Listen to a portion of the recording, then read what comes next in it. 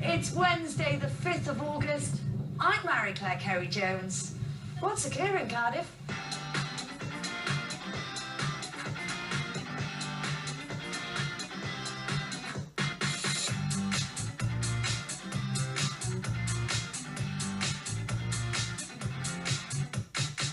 Welcome to the programme. Today I'm at the AmeliaTrustFarm, where I'll be meeting some of the animals and finding out about the activities on offer.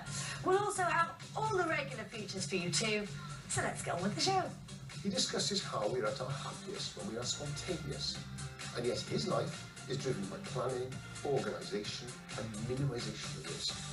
You know, your animal care, your animal husbandry, woodland management, so lots of outdoor activities. Well, the purpose of the walk, we're doing it for the National Trust. It's 50 years since they started Project Neptune, which is their coastal campaign. To celebrate that, someone came up with the idea of carrying a trident along the coastal path. So lots to come on today's show, and lots to do here at the AmeliaTrustFarm.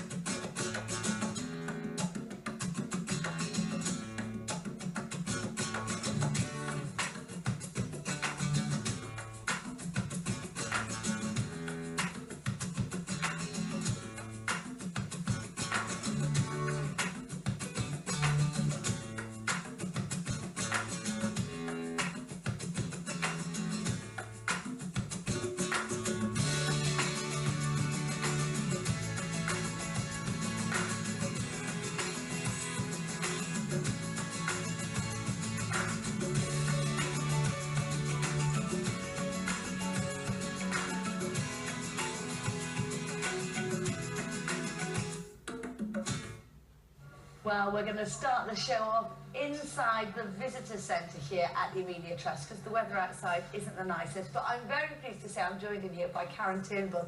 Karen, lovely to meet you. Tell us a little bit about the AmeliaTrustFarm.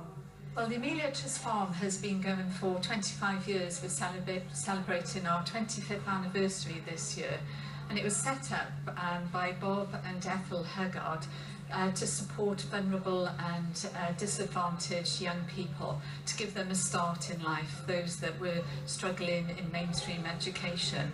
And we've kept the focus of the young people going over the years. But we're not just here to support those young people. We also open daily throughout the year to visitors, and there are lots of things to do and see here on the farm. And is that combination of vulnerable adults and visitors, does that work well? Does that support everything that you're doing here? Yes, sometimes it can be a bit of a challenge, which is why we try and communicate to visitors here that we are supporting young people, sometimes with challenging behaviours. So it isn't your everyday visitor attraction, but it does provide therapeutic qualities, being out here in such beautiful countryside and woodland walks that people can enjoy. The young people benefit greatly from the interaction with our volunteers. We have over 100 volunteers here. We're very grateful for all the support that we get from them, and they encourage and support those young people to gain confidence and develop the interpersonal skills that they need to get on in life. And you're holding lots of events over the summer, aren't you, for all sorts of people? Yes, yes. We've got a really exciting gnome and fairy trail, which we launched 2 weeks ago. So the children, and I think the adults as well, are really enjoying trying to find gnomes and fairies in our woodland walk, and then the children get a prize at the end of that. We've also got some teddy bears picnics coming up. And our family fun day, our harvest family fun day, is on the 26th of September. That's a major fundraising event for us, with loads and loads of things going on, craft activities, there'll be live music, tractor rides, loads of fun and games for all the family. So you'd encourage everyone watching this to get down here over the summer? Yes, definitely, definitely. We always love to receive lots of visitors to enjoy the great place that we've got here. Fantastic. Well, it looks wonderful, and I'm looking forward to exploring some more of it myself. Karen, thank you so much for talking to us today. Thank you very much. As I said, we'll have more from here at the AmeliaTrustFarm later in the programme. This, though, one gentleman has taken a rather long walk around Wales and he's ended up in Cardiff. Amy Pay's been finding out more about the Trident Walk. We're back to the Amelia Trust Farm now, where earlier I was chatting to Karen, who was telling us about some of the alternative education they offer. And I'm very pleased to say I'm now joined by Malcolm.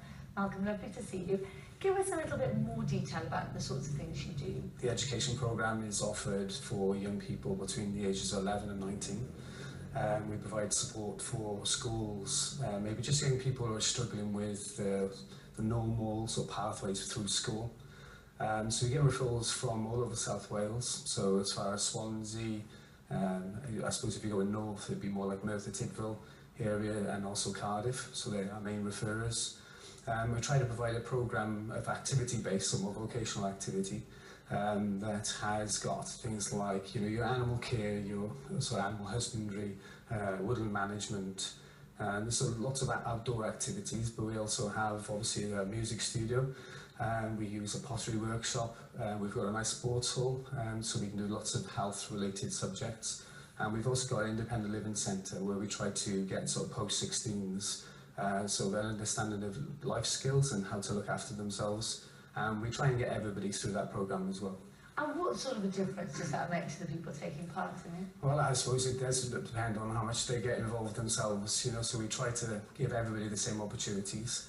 I mean, our target this year, for employment, education, so your needs figure, is 85%, so the majority are very successful. So moving on to college placements, returning to education, and we get a small amount of young people that go straight to work. Fantastic. It must be really rewarding. It's an amazing place to be, yeah, definitely. What sort of things do the young people say to you after they've gone through that and find themselves in work or in college? Well, I mean, sometimes obviously they keep in contact, and as they leave, so we help with the transition into sort of, whether it be college or into a job. Others we don't hear for a few years, but they tend to come back then with their children. It's a pretty special place, and I think, I mean, I've been here for quite a long time, probably 12, 13 years, and I still, every day somebody comes in and says hello, and this is a place that offered support that they probably couldn't get anywhere else, so yeah. Fantastic, brilliant. Well, you're doing great work here. It's lovely to hear about it. Keep it up. Thank you so much for telling us all about it. Thanks a lot. Cheers, thank you.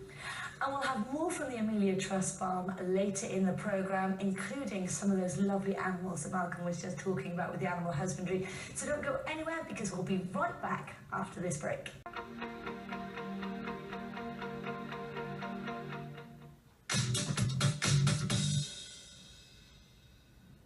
Welcome back to the programme. Today I'm at the Amelia Trust Farm, and as you can see, I found a little friend. This rabbit is one of the many animals here, and joining me now to talk about looking after them all is Joshua Hardy. Joshua, lovely to see you.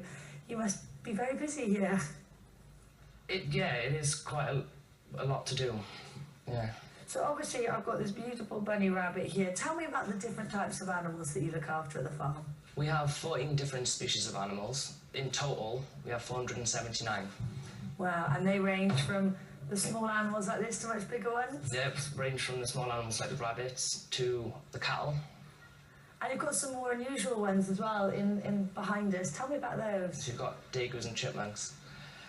Interesting thing about dagoos, you'd think they were rodents, but actually they're related to guinea pigs. Oh wow, good. Yeah. And a lot of your animals have been donated, haven't they? The majority of our animals, apart from commercial, have been donated to us, which is nice, because then we can assure that they're being looked after properly. But there are some things you have to be careful to make sure you don't have lots more animals, don't you? Oh yes, before coming here, any male rabbit is castrated, or any male animal is castrated. I'm sure there's no chance of breeding. And what kind of reaction do you get from people coming here to all of these animals? It's one of like amazement really, because they go to other places and it's like, yeah, you can touch those ones, but these guys, they're friendly enough, and it's just nice to look at really. And they've got the run of big runs here, all the different sections for them to play and enjoy. Yeah. And do they really help? I mean, I know, like, I'm a big animal fan.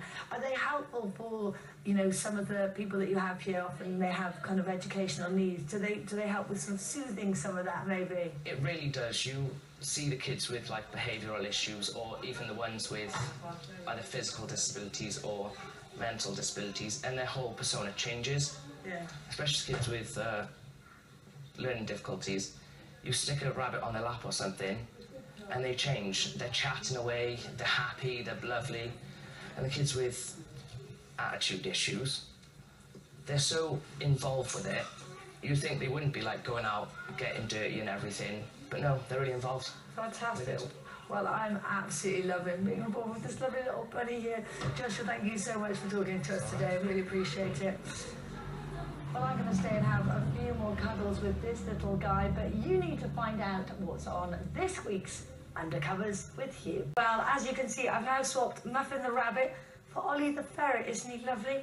I'm having a brilliant time playing with these animals here at the Amelia Trust Farm. And I've been asking people what they've been enjoying about their day out here.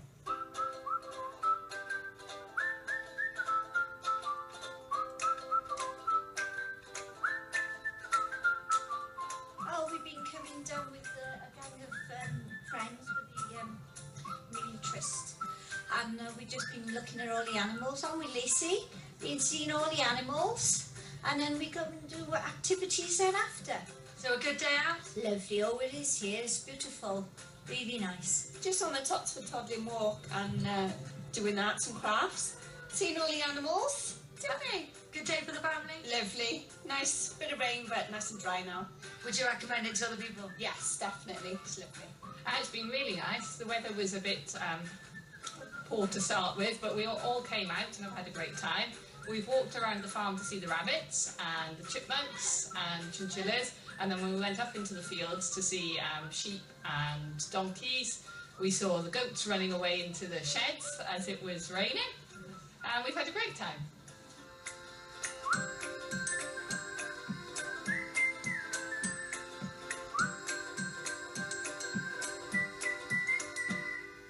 We've just been around with Ginny and the pig group just to see the animals. It's something to do. It's really nice here and it's cheap. And it's just a nice day out to get the kids out instead of being stuck in the house doing nothing. It's really good, yeah, it's really good. We've seen the sheep. They were a bit soggy. Didn't we, Megan? Yeah, and the big pigs. Because Megan loves Peppa Pig, so pigs are a big favourite. Yeah. So did you see Peppa Pig today? We went round the farm to see all the animals, the guinea pigs, the rabbits. Yeah. And what did you think of it all? Yeah, it's really nice here. We love it. Yeah, we come all the time. So you'd recommend it to people watching? Yeah. Fabulous.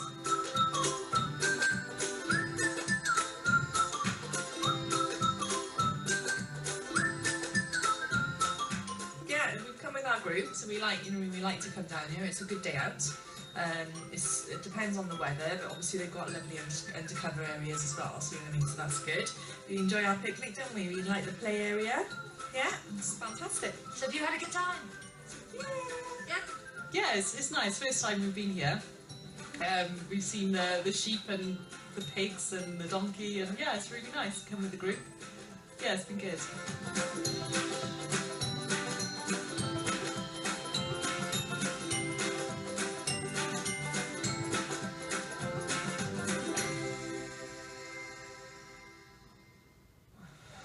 That's it for today's show. A huge thank you to everyone here at a slightly windy Amelia Trust Farm, the people and of course the animals too.